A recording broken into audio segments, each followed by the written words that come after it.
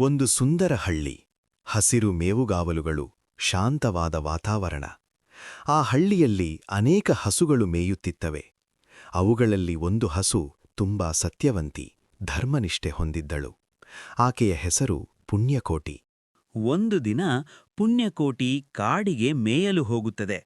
ಅಲ್ಲಿ ಅಚಾನಕ್ ಒಂದು ಭಯಾನಕ ಹುಲಿ ಕಾಣಿಸುತ್ತದೆ.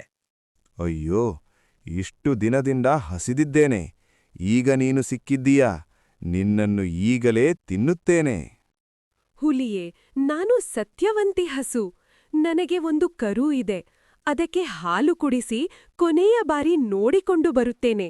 ನಂತರ ನಾನು ಮರಳಿ ಬಂದು ನಿನ್ನ ಆಹಾರವಾಗುತ್ತೇನೆ. ಹಸುಗಳ ಮೇಲೆ ನನಗೆ ನಂಬಿಕೆ ಇಲ್ಲ. ನೀನು ಹೋದ್ಮೇಲೆ ಮತ್ತೆ ಬರ್ತೀಯಾ? ನಾನು ಸತ್ಯವನ್ನು ಬಿಟ್ಟುಕೊಡುವುದಿಲ್ಲ.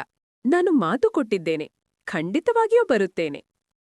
ಹುಲಿ ಸ್ವಲ್ಪ ಯೋಚಿಸಿ ಆಕೆಯ ಸತ್ಯದ ಮೇಲೆ ನಂಬಿಕೆ ಇಟ್ಟುಬಿಡುತ್ತದೆ. ಪುಣ್ಯಕೋಟಿ ಹಳ್ಳಿಗೆ ಮರಳುತ್ತಾಳೆ. ಅಮ್ಮ, ನೀನು ಬಂದೆಯಾ?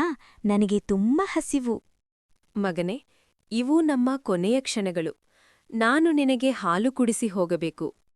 ಪುಣ್ಯಕೋಟಿ ತನ್ನ ಕರುವಿಗೆ ಹಾಲು ಕುಡಿಸಿ ಅದನ್ನು ಮುದ್ದಾಡಿ ಕಣ್ಣೀರು ಹಾಕುತ್ತಾಳೆ. ಅಮ್ಮ, ನೀನು ಎಲ್ಲಿಗೆ ಹೋಗ್ತಿದ್ದೀಯಾ? ನನಗೆ ಭಯವಾಗುತ್ತಿದೆ. ಮಗನೇ, ನಾನು ಮಾತು ಕೊಟ್ಟಿದ್ದೇನೆ. ಸತ್ಯವನ್ನು ಉಳಿಸಬೇಕು. ದೇವರು ನಿನ್ನನ್ನು ಕಾಪಾಡುತ್ತಾನೆ. ಹೀಗೆ ಹೇಳಿ ಪುಣ್ಯಕೋಟಿ ತನ್ನ ಮಾತನ್ನು ಉಳಿಸಲು ಮತ್ತೆ ಕಾಡಿಗೆ ಹೋಗುತ್ತದೆ. ನೀನು ನಿಜವಾಗಿಯೂ ಮರಳಿ ಬಂದಿಯಾ? ನಾನ್ ನಂಬ್ಲಾರೆ. ಹೌದು, ನಾನು ಸತ್ಯವಂತಿ. ನನ್ನ ಮಾತು ತಪ್ಪುವುದಿಲ್ಲ.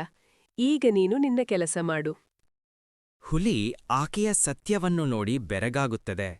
ಆಕೆಯ ಧರ್ಮನಿಷ್ಠೆ, ನಿಷ್ಠೆ ನೋಡಿ ಅದರ ಮನಸ್ಸು ಬದಲಾಗುತ್ತದೆ. ಇಂತಹ ಸತ್ಯವಂತಿಯನ್ನು ನಾನು ತಿನ್ನಲಾರೆ. ನೀನು ನನ್ನ ಕಣ್ಣಿಗೆ ದೇವತೆ. ಇನ್ನು ಮುಂದೆ ನಾನು ಯಾರನ್ನೂ ಹಿಂಸಿಸುವುದಿಲ್ಲ. ಹೀಗೆ ಪುಣ್ಯಕೋಟಿಯ ಸತ್ಯ ಮತ್ತು ಧರ್ಮವು ಒಂದು ಕ್ರೂರ ಹುಲಿಯ ಹೃದಯವನ್ನು ಬದಲಿಸಿತು. ಅವಳು ಸುರಕ್ಷಿತವಾಗಿ ತನ್ನ ಕರುವಿನ ಬಳಿ ಮರಳುತ್ತಾಳೆ.